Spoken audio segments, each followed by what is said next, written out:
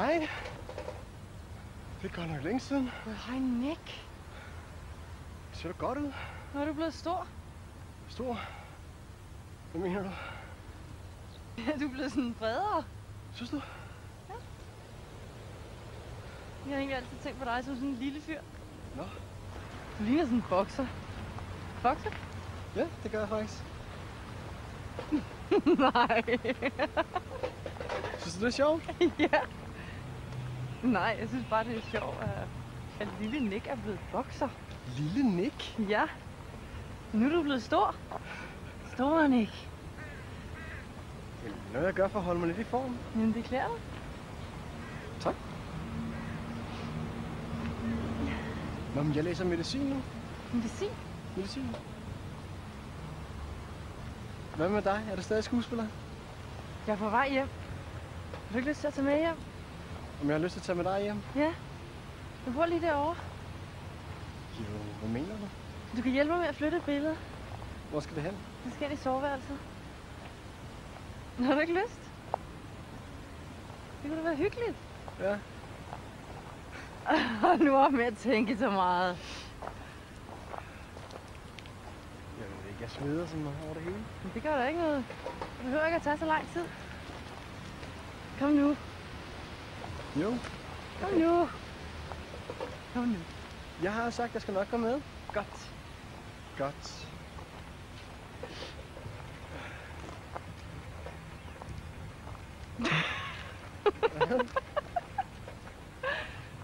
Ikke noget? Skal jeg tage din cykel? Ja, tak. Jo. Du ser så fint ud. Tak. Jeg mødte Line her den anden dag. Ja. Hun blev gift. Vidste du det? Ja. Jeg snakker aldrig med nogen mere. Jeg har så meget andet at lave. Det har man jo. Ja.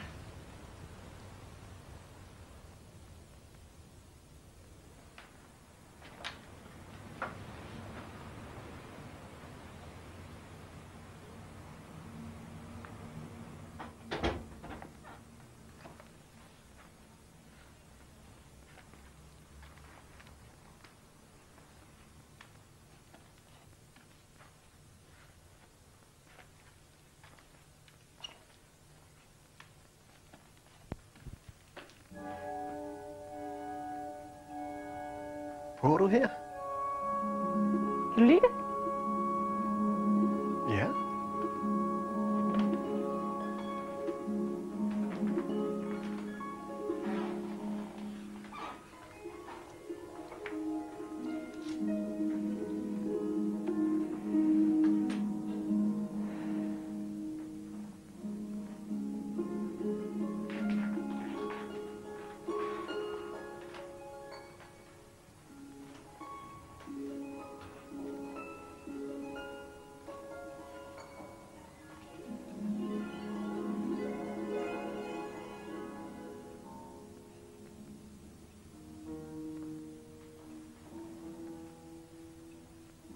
Er du tørstig?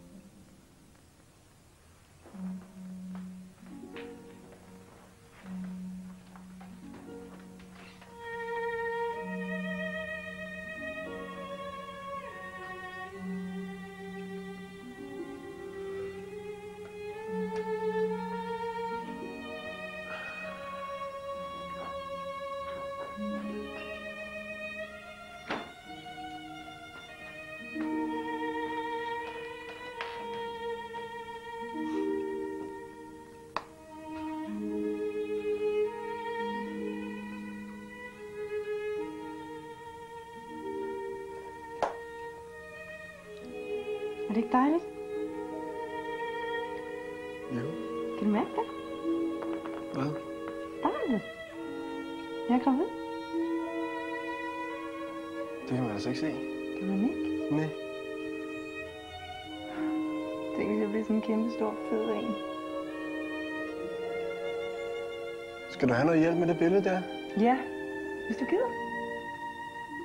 Det er det der. Ja, det er klart. Ej, du kan også læse lidt i dem her. Jeg bliver nødt til at tage et bad først.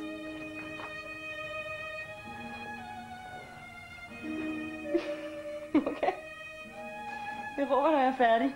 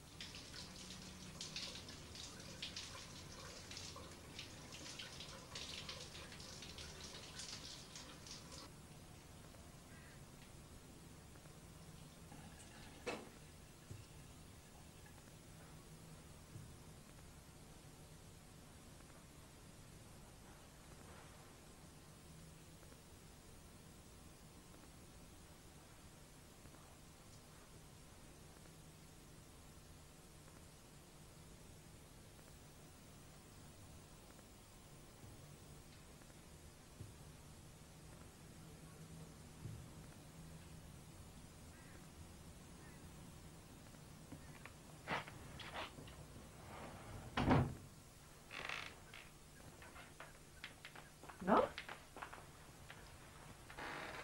har allerede fået det op. Ja, det var ikke så tungt. Nå, ja. Det var det. Ja. Har du ikke lyst til at tørre mit hår? Om jeg har lyst til at tørre dit hår? Ja. Ved du ikke? Jo.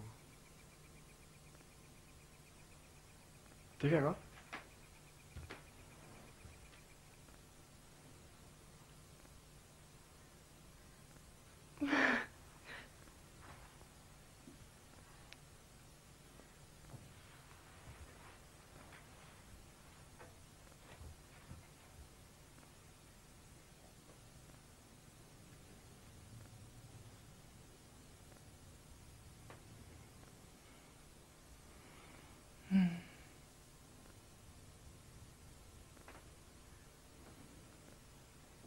Lidt hårdere.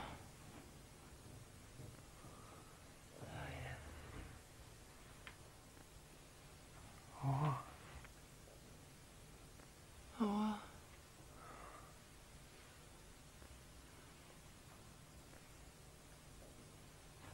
Hårdere.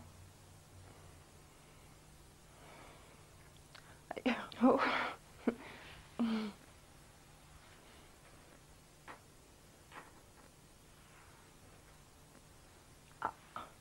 Undskyld. Det gør ikke noget. Det er okay.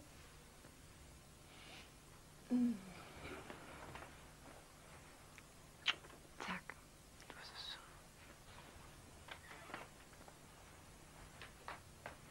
Nå, men Venter du ikke lige noget,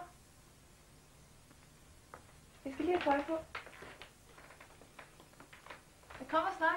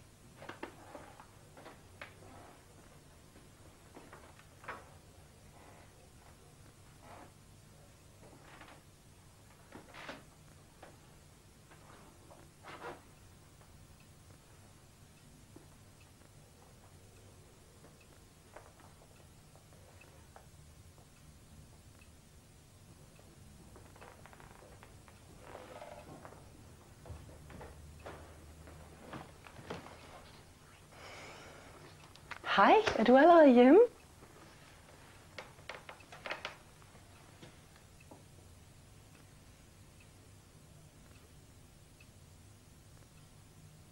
Hvad har du lavet, Amanda?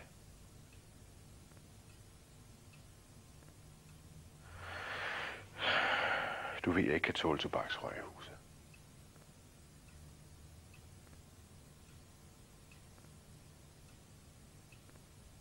Du er bare til her. Kan du ikke lide det? Jeg bliver så ked af det. Vil du ikke godt gå udenfor at ryge, når du absolut skal svinge dine lunger til?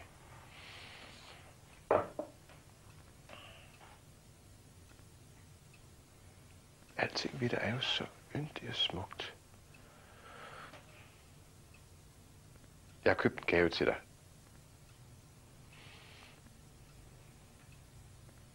Ja.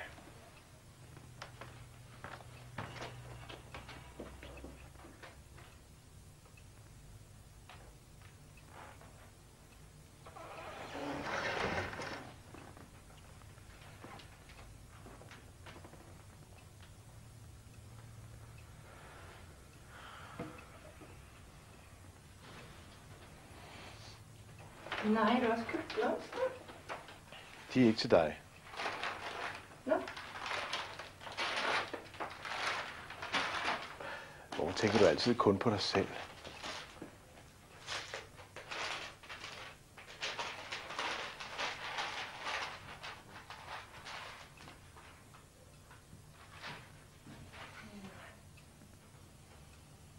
Tak.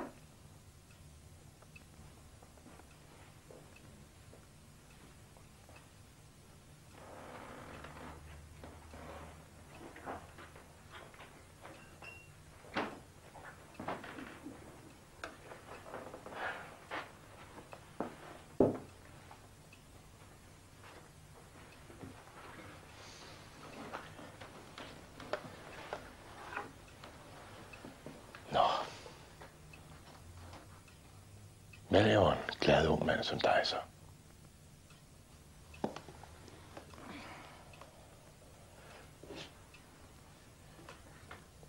Jeg arbejder som portør. Portør? Det er et spændende arbejde. Skål. Skål.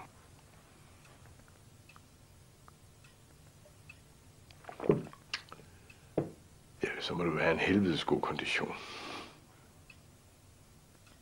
Eftersom man vel mest går. Og går. Og går. Ja, det kan godt være lidt hårdt en gang imellem. Ja. Men man skal vel også vise en masse omsorg. Skal man ikke?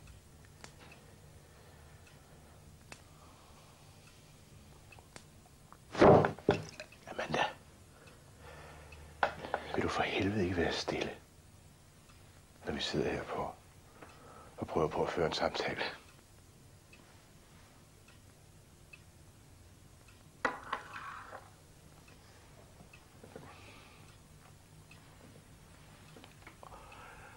Og du hedder... Nick. Nick. Ja. Selv arbejder jeg som lærer ved den danske filmskole. Hvis Amanda ikke allerede har fortalt det. Det har hun nu nok. Har du ikke fortalt, hvad jeg laver?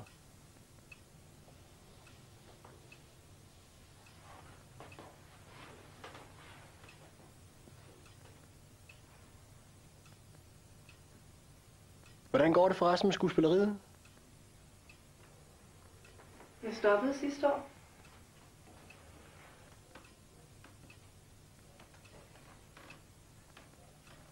Jeg havde faktisk fået tilbudt en rolle i en musical. Men ved du hvad? Jeg bliver fuldstændig deprimeret ved tanken om at skulle stå og sige de samme dumme ting aften efter aften. Og så stoppede jeg.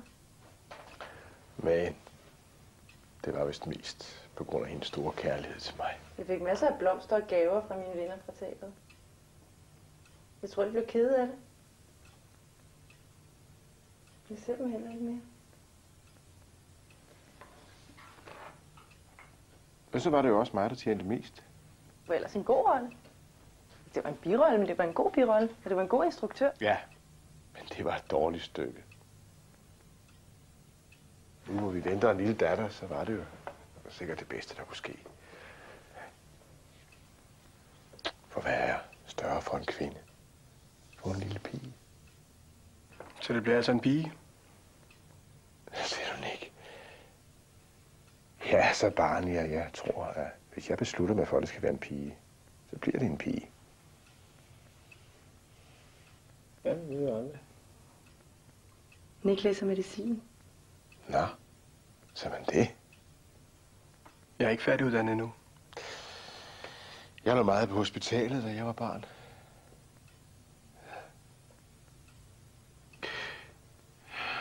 Jeg var et svagt lille barn. Jeg lå på gang med min mor, da hun fødte min lillebror. Der led jeg af hjernehindebetændelse. Jeg forelskede mig i sygeplejersken Lotte. Markus elsker kvinder i hvide kitler. Nå. Tror du så, det bliver en pige? Det er jo fuldstændig umuligt for mig at sige. Jeg læser ikke til jordmor. Jeg læser medicin. Nej, medicin og videnskab skal jo ikke have svaret på alt. Du må da kunne bruge din intuition. Ikke? Dine sanser. Kunne du ikke tænke dig at lytte? Ja! Kom nu. Det vil jeg synes var dejligt.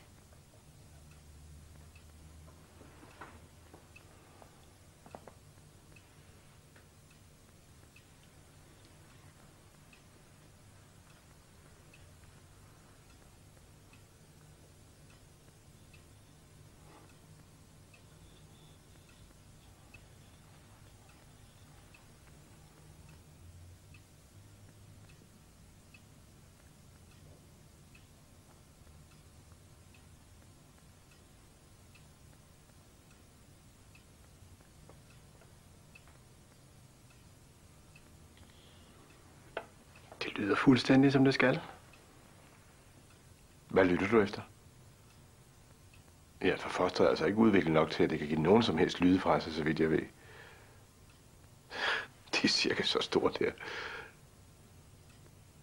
Sagde du ikke, at han læste medicin?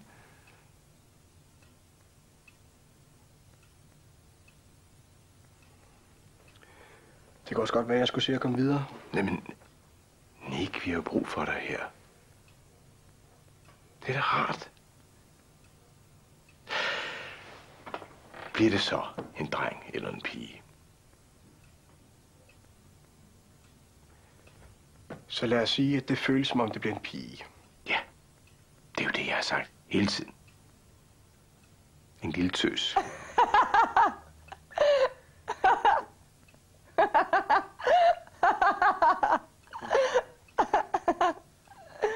Nej, hvor har vi det hyggeligt. Skål. Du bliver og spiser med.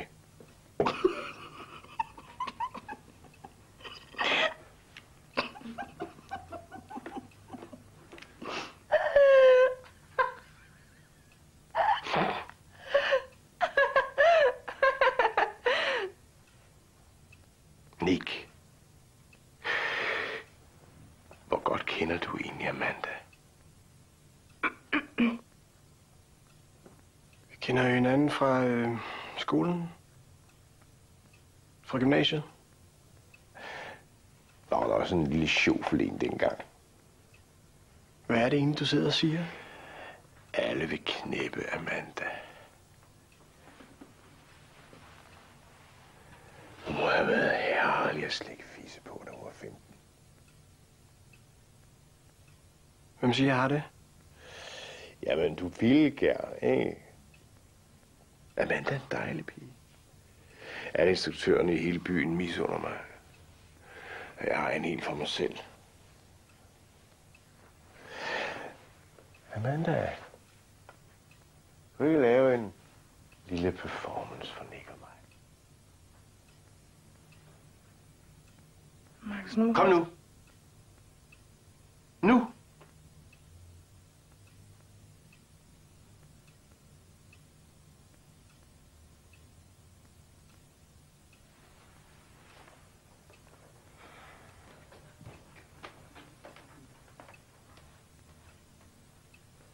Hvad skal jeg så lave? Lady Anne? Nej, Lady Anne. Det er noget sjovt. Shakespeare skulle da alt for tung. Lady Anne. Lav Yvonne. Yvonne? Ja, Yvonne. Skål, Egon. Kom nu i gang. Okay.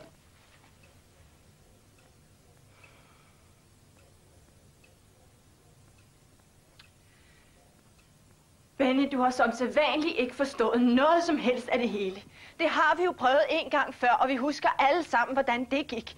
Man kan ikke bare rive sig løs fra alting. Man kan ikke uden videre forlade sit fædreland og de danske strande. Det er jo ikke sjovt, det der. Du skal karikere meget mere. Du skal være på grådens rand. Er det ikke rigtigt, Nick? Yvonne er altid på grådens rand. Kom igen. Markus. Du er jo så dygtig.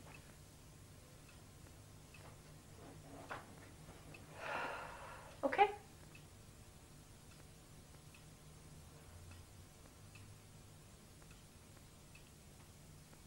Benny, du har som sædvanligt ikke forstået noget som helst af det hele.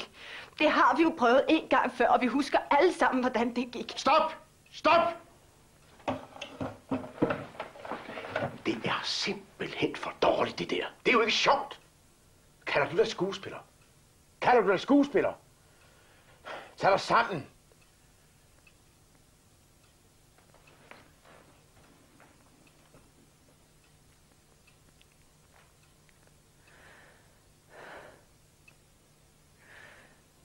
Benny, du har som sædvanligt ikke forstået noget som helst af det hele. Det har vi jo prøvet en gang før, og vi husker alle sammen, hvordan det gik. Kalder du det her skuespil? Det er jo ynkeligt. Du er talentløs, Amanda.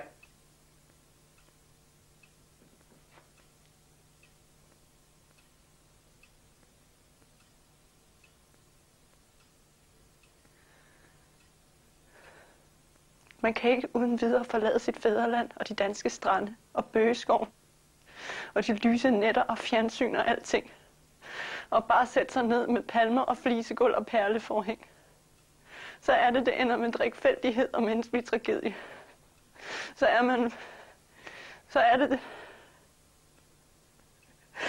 det, man lærer, hvad det vil sige at være dansk. Og hvor vigtigt det er, at man får sin sjæl med sig. Det er alle små tingene. Potteplanterne, billederne, de 6 sølvskeer, stearinlysene, askebæret fra Dybbøl og den lille havfru. Alle de små nære ting, som binder og giver livet mening, og som gør, at man ikke føler sig ensom og forladt ud i det fremmede. Det der, det er sgu da ikke en skid med Yvonne at gøre. Hold kæft, hvor er du talentløs. Det er sgu da klart, at de eneste roller, du kan få, var luderroller. En gang til. Det kan du godt stoppe, det der. Er lille Nick blevet sur?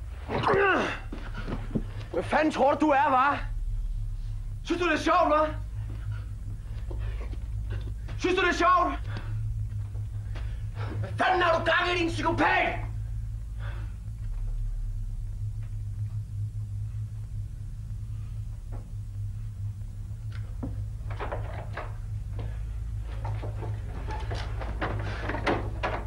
Du må ikke slå mig.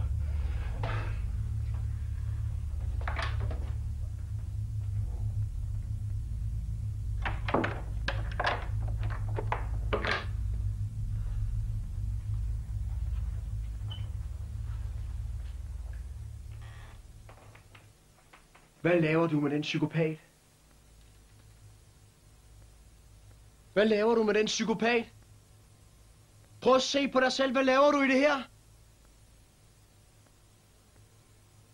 Kig på mig. Kig på mig!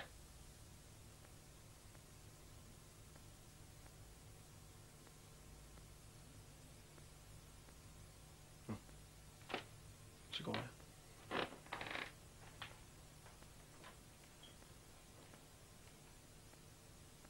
Vent.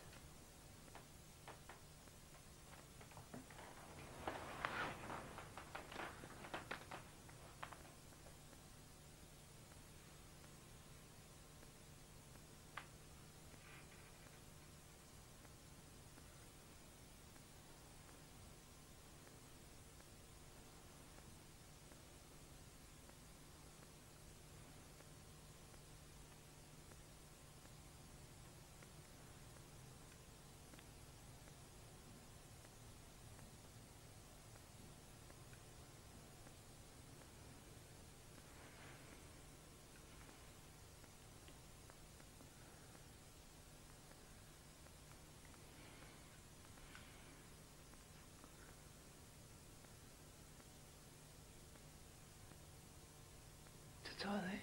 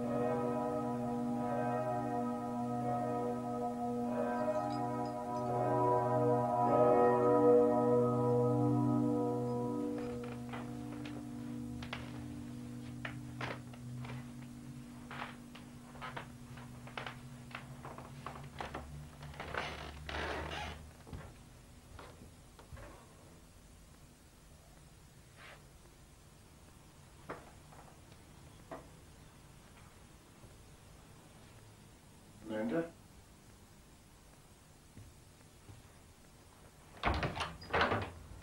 Amanda, er det dig?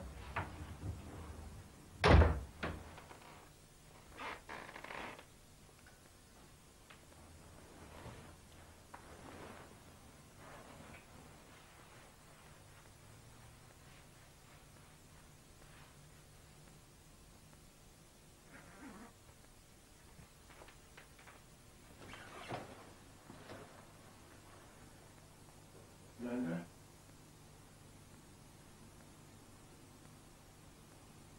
Luk mig ud. Vil du ikke noget? Du må bare ikke gå.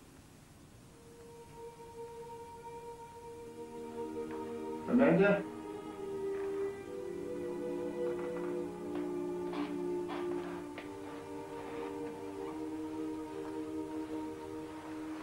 Amanda, er det dig? Amanda?